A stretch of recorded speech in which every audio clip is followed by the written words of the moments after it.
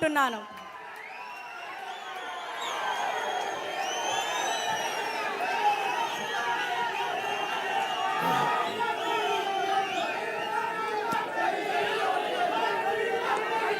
జై తెలుగుదేశం, జై తెలుగుదేశం. వేదికమైనున్న తెలుగుదేశం పార్టీ జాతీయ అధ్యక్షులు చంద్రబాబు నాయుడు గారికి, రాష్ట్ర పార్టీ అధ్యక్షులు పల్లన్నకి, అదేవిధంగా ఈ సమావేశానికి పెద్ద ఎత్తున విచ్చేసిన తెలుగుదేశం పార్టీ కార్యకర్తలు, అభిమానులకు 44వ ఆవిర్భావ దినోత్సవ శుభాకాంక్షలు తెలియజేసుకుంటున్నాను. 1982 మార్చి 29న కరెక్ట్గా మధ్యాహ్నం 2:30 దేశ రాజకీయాలు మార్చిన చరిత్ర ఒక తెలుగుదేశాన్ని. నేను తెలుగువాడిని, నా పార్టీ తెలుగుల ఆత్మగౌరవం కోసం నిలబడుతుంది, నాది తెలుగుదేశం పార్టీ అని విశ్వవిఖ్యాత నట సార్వభౌమ స్వర్గశ్రీ నందమూరి తారక రామారావు గారు గర్జించిన గొప్ప రోజు. తెలుగు జాతి కోసం జన్మించిన పార్టీ మన తెలుగుదేశం. తెలుగు వారి గుండె చొప్పు తెలుగుదేశం. మానవతానికి మానవ రూపం అన్న ఎన్టీఆర్. భారతదేశ చరిత్రలో ఏ రాజకీయ నాయకుడు ఆ సాహసం చేయలేదు. బండెక్కి 9 నెలలు ఒక్కరోజు కూడా విశ్రాంతి తీసుకోకుండా 35,000 కిలోమీటర్లు చైతన్య రథంలో తిరిగిన గొప్ప నాయకుడు అన్న ఎన్టీఆర్. అంతేకాదు, ఇంటిలో ఆయన కొడుకులు పెళ్ళుంటే మనందరి బాలయ్య, నా ఒక్కడ ముద్దల మావయ్య, బాలయ్య బాబు గారి పెళ్ళి ఒక పక్కన, ఇంకో పక్కన రామకృష్ణ గారి పెళ్ళి ఇంట్లో ఉన్నా కూడా ఆయన పెళ్ళికి రాలేదు. ఒక పవిత్ర బాధ్యత నేను చేస్తున్నాను. నేను బయటికి వెళ్ళాను, గెలిచిన తర్వాతనే ఇంటి గడప తొక్కుతానని చెప్పిన గొప్ప వ్యక్తి మన అన్న ఎన్టీఆర్. ఢిల్లీ అహంకారానికి తెలుగోడి ఆత్మగౌరవం మధ్యన యుద్ధం జరిగింది. 9 నెలల్లో తెలుగుదేశం పార్టీకి అధికారం తీసుకొచ్చిన గొప్ప వ్యక్తి అన్న ఎన్టీఆర్. ఇంతేకాదు, దేశ చరిత్రలో ఈ రికార్డు ఎవరు బద్దలు కొట్టలేదు. రికార్డులు రాయాలన్నా, తిరిగి రాయాలన్నా ఒక తెలుగుదేశం పార్టీతోనే సాధ్యమవుతుంది. కార్యకర్తలంటే మన బలగం. ఆ పసుపు జెండా చూస్తేనే మనకెక్కడ లేని పౌరుషం. ప్రత్యర్థులు దాడి చేస్తుంటే ఏకంగా నామినేషన్ పత్రాలు లాక్కునేదానికి ప్రయత్నిస్తే తొడగొట్టి మీసాలు తిప్పిన అంజిరెడ్డి తాతనే మనందరికి ఒక దమ్ము. మెడపై కత్తి పెట్టి వాళ్ళ నాయకుడికి జై కొట్టమంటే జై తెలుగుదేశం, జై చంద్రబాబు అని చెప్పి ప్రాణాలు కోల్పోయిన తోట చంద్రయ్యదే మనందరికి ఒక ధైర్యం. ఇంతేకాదు, ప్రత్యర్థి దాడిలో కంటి చూపు పోగొట్టినా తగ్గేదే లేదని చెప్పిన చెన్నుపాటి గాంధీ గారే మనందరికి ఒక స్ఫూర్తి. ఏకంగా పోలింగ్ బూతులు నిలబడినందుకు వైకాపా నాయకులు దాడి చేసి రక్తం కారుతున్నా చివరి ఓటు పడే వరకు నిలబడి ఆ ఈవీఎం బాక్స్కి లాక్ వేసిన తర్వాతనే ఆసుపత్రికి వెళ్ళిన మంజుల గారు మనందరికీ ఆదర్శం అని ఈ సభాముఖంగా తెలియజేస్తున్నాం.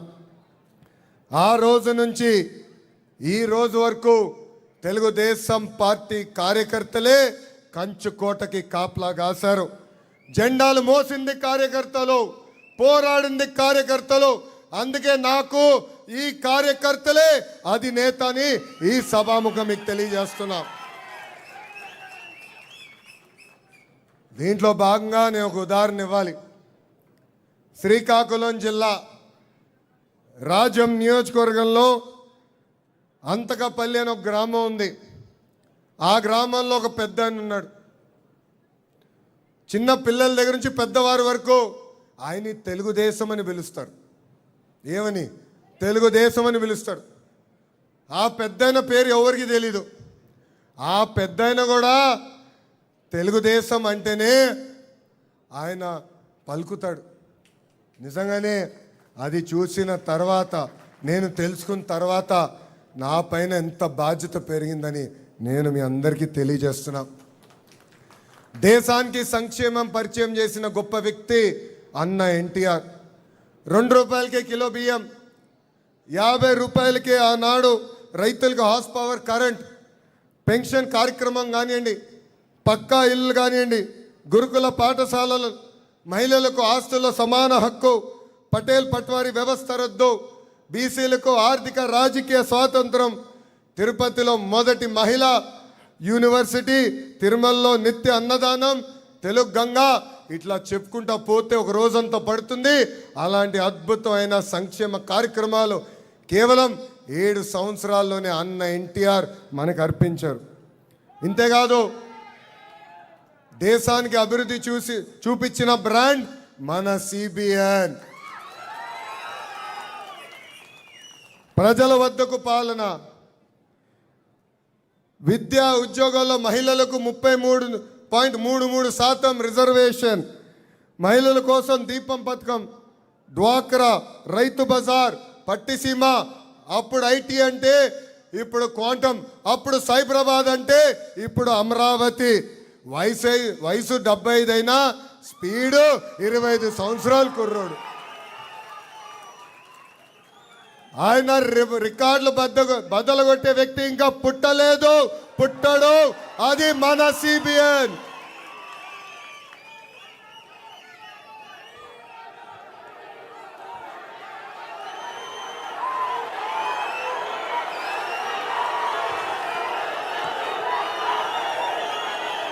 గల్లీ నుంచి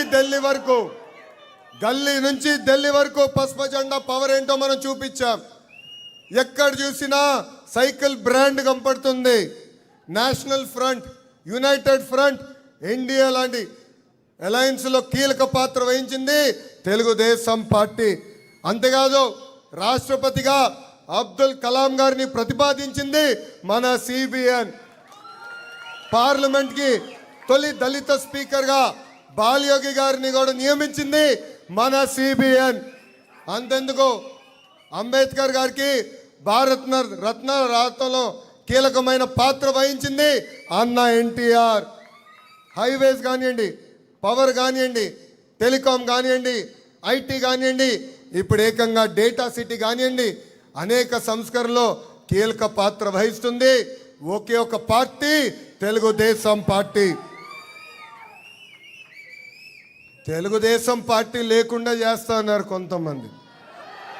ఇప్పుడు వాళ్ళే అడ్రస్ లేకుండా పోయారు.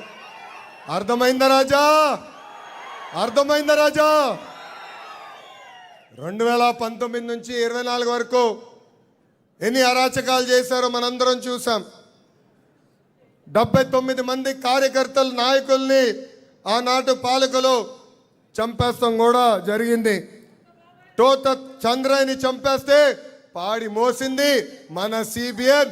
ఆ కుటుంబానికి ఈరోజు ప్రభుత్వ ఉద్యోగం కూడా ఇచ్చింది మన సిబిఎన్. కొన్ని రాజకీయ పార్టీలు వాళ్ళ స్వార్థం కోసం కార్యకర్తల చేత కత్తి బట్టిస్తారు. కానీ మన సిబిఎన్ కార్యకర్తల పిల్లలకి పుస్తకాలతో పట్టించారు. ఫ్యాక్షన్ దాడిలో మన కార్యకర్తలు చనిపోతే ఆ పిల్లల్ని స్వయంగా దత్తకు తీసుకుని చదివించి ప్రయోజకులుగా మార్చింది మన సిబిఎన్. నేను ఆ పిల్లల్ని పాదయాత్రలో కలిసా. ఒకరు డెలాయిట్, ఒకరు గూగుల్, అంతర్జాతీయ సంస్థల్లో వాళ్ళు పనిచేస్తాం కూడా జరుగుతుంది.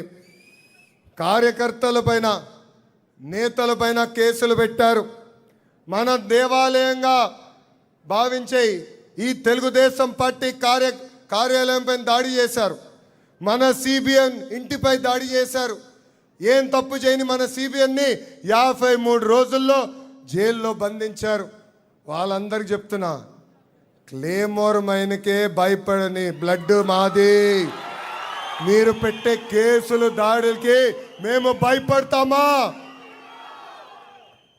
2024 ఎన్నికల్లో 94% స్ట్రైక్ రేట్, 57% ఓట్ షేర్ వచ్చింది. 8 ఉమ్మడి జిల్లాలో క్లీన్ స్వీప్ ఎన్డీఏ సాధించింది.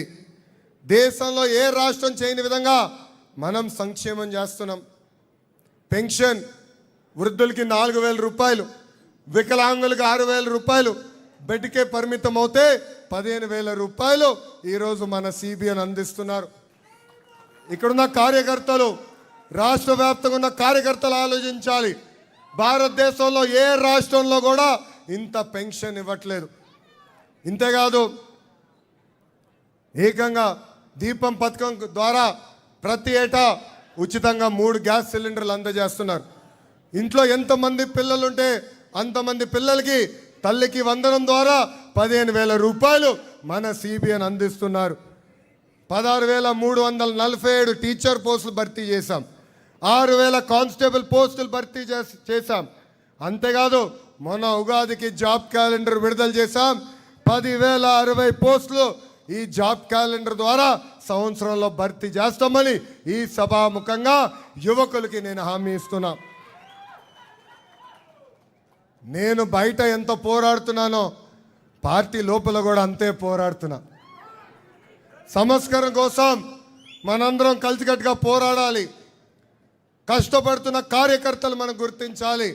ఆ పవిత్రమైన బాధ్యత నా పైన కూడా ఉంది. కష్టపడిన కార్యకర్తను గ్రామ స్థాయి నుంచి పాలిట్ బ్యూరో స్థాయి వరకు తీసుకెళ్లాల్సిన బాధ్యత మన పార్టీ పైన ఉంది. అందుకే మీరు చూడండి, ఈరోజు జాతీయ అధ్యక్షులు గారి పక్కన వెనకాల ఎవరు కూర్చున్నారో, ప్రతిపక్షంలో అధికారంలోకి వచ్చిన తర్వాత అహర్నిశలు కష్టపడిన వారు, మై టీడీపీ ద్వారా మాకు వివరాలు ఇచ్చిన వారు, వాళ్ళని ఈరోజు గుర్తించి గౌరవ అధ్యక్షులు నారా చంద్రబాబు నాయుడు గారి పక్కన కూర్చోబెడతాం జరిగింది.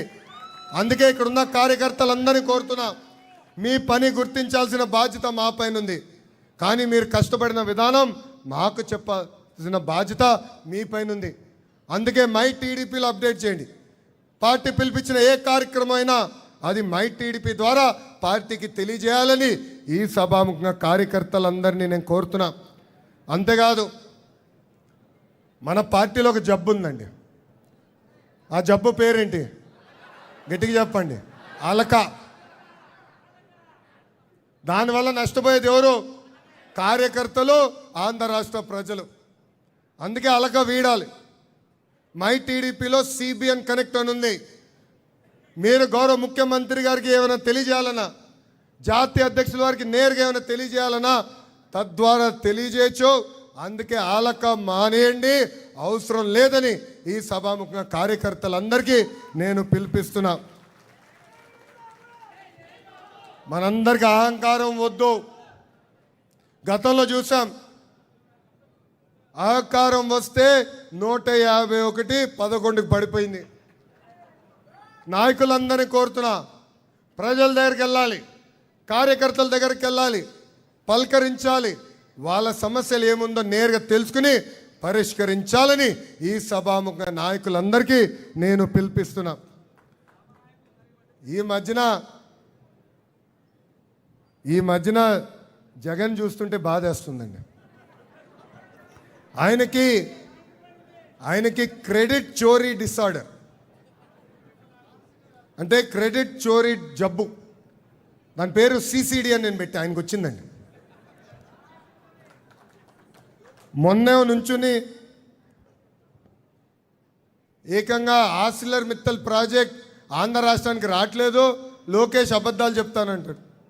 భూమి పూజ అయిన తర్వాత ఏకంగా ఆయన బయటకు వచ్చి నేనే తీసుకొచ్చాను, వాళ్ళ భూమి నేనే గెట్టేచ్చా అంటాడు. పాపం ఆయనకి ఈ జబ్బు నుంచి త్వరగా కోలుకోవాలని ఈ సభాముఖంగా ఆ దేవుడు కూడా నేను ప్రార్థిస్తున్నా. తెలుగుదేశం పార్టీలో కార్యకర్తలే అధినేత. భారతదేశంలో ఏ పార్టీకి లేని విధంగా 1 కోటి మంది కార్యకర్తలు తెలుగుదేశం పార్టీకే సొంతం.